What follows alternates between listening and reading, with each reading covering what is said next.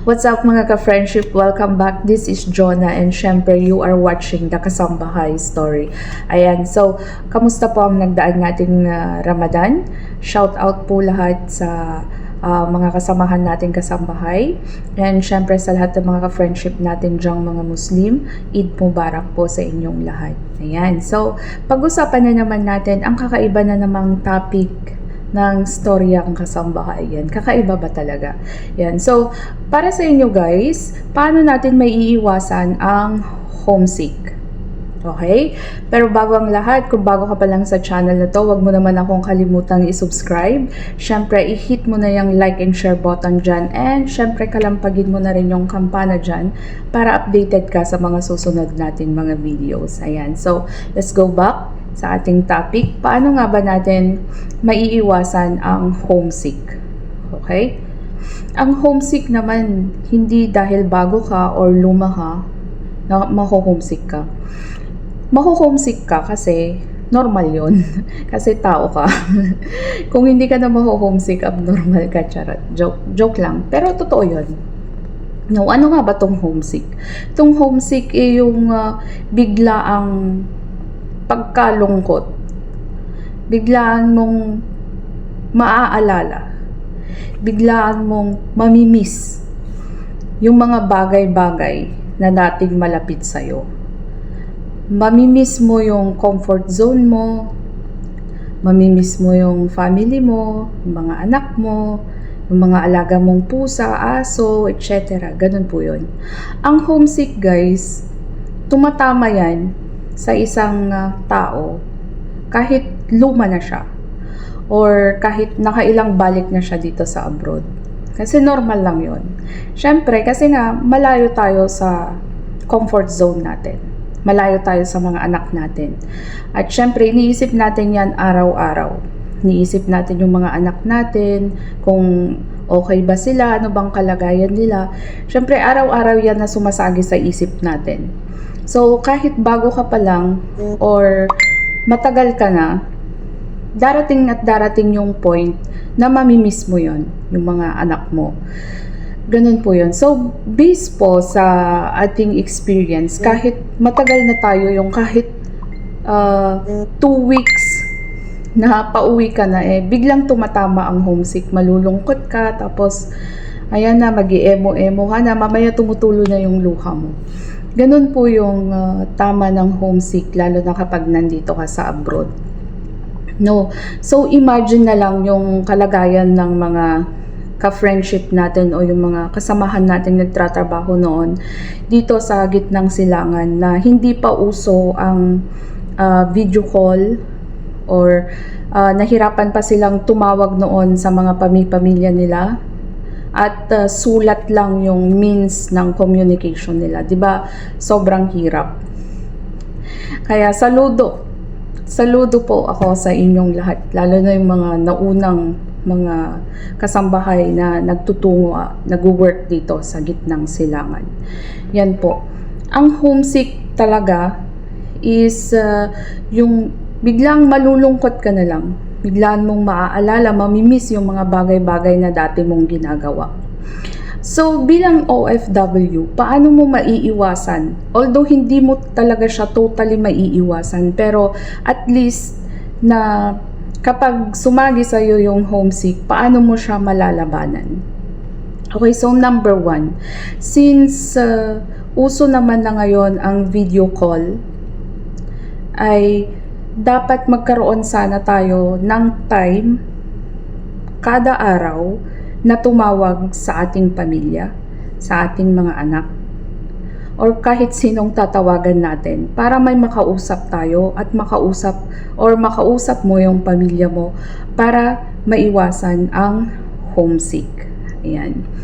So, yon, gamitin mo yung cellphone mo, tumawag ka sa mga kapamilya mo, makipag-usap ka sa mga kaibigan mo, para at least maiwasan yung biglaang sagi ng lungkot mo.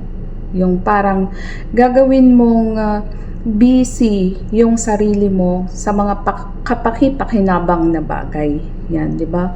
So, halimbawa, baguhan ka pa nga lang dito sa gitnang silangan, malayo sa pamilya mo.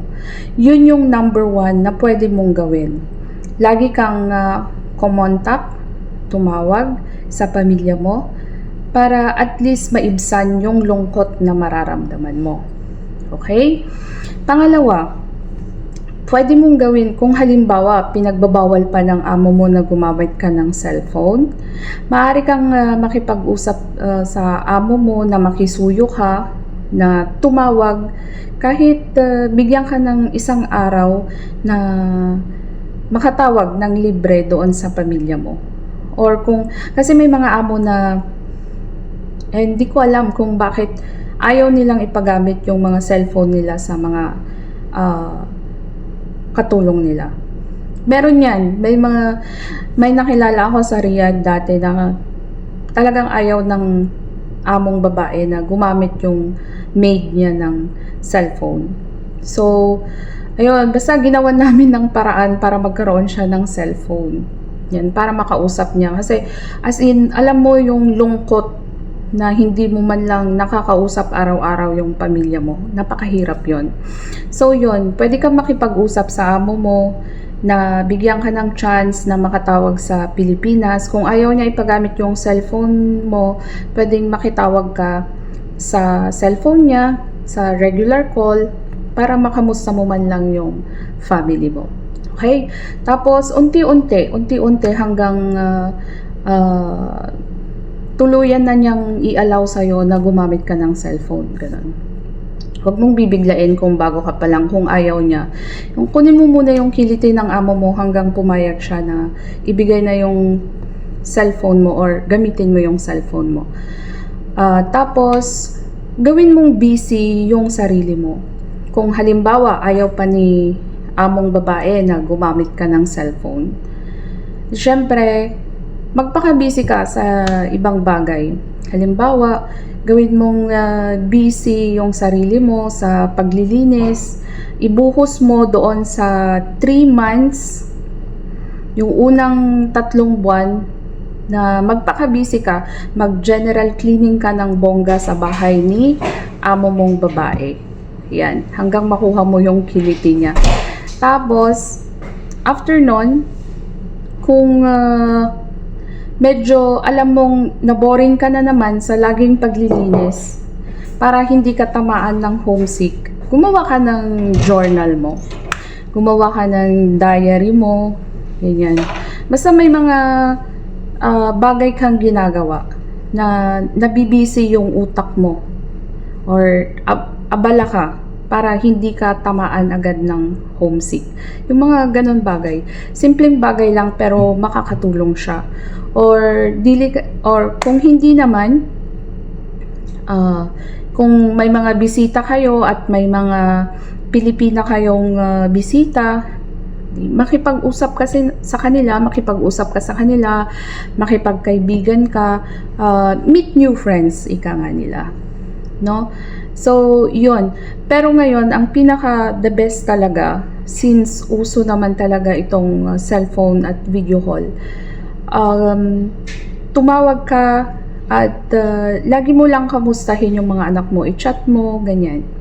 So, yun, dun sa part na yun, medyo dun ako nagkulang din sa mga anak ko, no? Since wala din silang phone dati back then. Hindi na gaya ngayon na kailangan naka-cellphone na sila kasi lalo na nung nauso yung online class, no? So, yun, dapat kausapin natin palagi yung mga kapamilya natin. And if dumating man talaga yung point na bigla kang nalungkot, iiyak mo lang. Normal naman yun. Lahat naman tayo siguro, lahat ng mga OFW, mga kasamahan nating nagtratrabaho dito sa loob ng bahay, na-experience yan. Yung biglang tulo na lang yung luha mo, tapos malulungkot ka, maaalala mo lahat, mamimiss mo lahat ng mga bagay na dati mong ginagawa sa Pilipinas. So, ilabas mo lang, normal lang naman yun, na umiyak ka. Pagkatapos nun, maghilamos ka. Tapos, samahan mo ng dasal. Kausapin mo yung sarili mo at i-refresh mo sa utak mo yung main na reason kung bakit ka ng ibang bansa at lumayo para sa pamilya mo. Yon, para malaking tulong yon. Kasi kung iisipin mo na may plano ka, may pangarap ka kung bakit ka lumayo para sa pamilya mo, makakatulong din yon na pagpalakas ng loob para malabanan natin yung homesick natin. Kasi number 1 talaga yan na kalaban natin kapag nandito tayo sa malayo. Yun. So yun yung mga pinaka-tips natin, no? Lagi mong kakausapin, tatawagan yung pamilya mo. Communication sa family, sa mga friends, yan ang number 1 na panlaban natin sa homesick natin. Number 2, magpakaabala ka sa gawain o sa trabaho mo. Yan. Siyempre, kapag nababakante kasi tayo kung ano-ano yung mga naiisip natin, no? O kaya, yun. Tapos, kung wala din tayong, hindi pa tayo pinapayagang gumamit ng cellphone, maaari tayong mag-drawing, gumawa ng journal, no? Parang napaka, ano daw yun, mag-drawing, hindi, nakakatulong talaga siya. Ako yung ginagawa ko noon, nagdo-drawing lang ako ng kung ano-ano. Actually, nagdo-drawing ako, ganito yung gusto kong style sa bahay, ganyan. Tapos, yung drawing mo na yon, talpak mo sa papel, sa pader, na tuwing gigising ka, makikita mo yon. Parang motivation mo. Ganun po yung ginawa ko, and malaking tulong din po na nakapag-survive ako sa homesick. Yan, iwas homesick. Yung araw-araw, tinitingnan mo yung drawing mo, ganyan, tapos susulatan mo yung dream house ko, ganyan, magiging kwarto ng mga anak ko, ganyan. Parang ang corny, di ba? Pero malaking tulong po yun. Gumawa ka ng journal mo, diary mo, ganyan, mga ginawa mo ng araw na yon. Nag-away kami ni among babae, ganyan, ganyan, di ba? Pero malaking tulong po yun. Okay? Tapos yung isa is kung may mga Pilipino kayong bisita, makipag-friends ka. Yan. Para mailabas mo, makakwentuhan mo sila, malaking tulong po yun para malabanan natin yung homesick natin. Yan. So, sa mga ka-friendship natin dyan na baguhan o luma na, sana may napulot kayong konting idea sa ating video. At kung may napulot ka, syempre, wag mong kalimutang i-subscribe. And syempre, i-share mo na rin kaibigan. Yan, so magpatuloy lang po tayo, samahan niyo lang po lagi ng dasal at kung ano man po yung magandang nasimulan natin, pagpatuloy lang natin. Laban lang para sa mga pangarap natin. And syempre, wag niyo pong kalimutan si Jonah. Hanggang sa susunod natin kwentuhan. Maraming salamat po. Bye!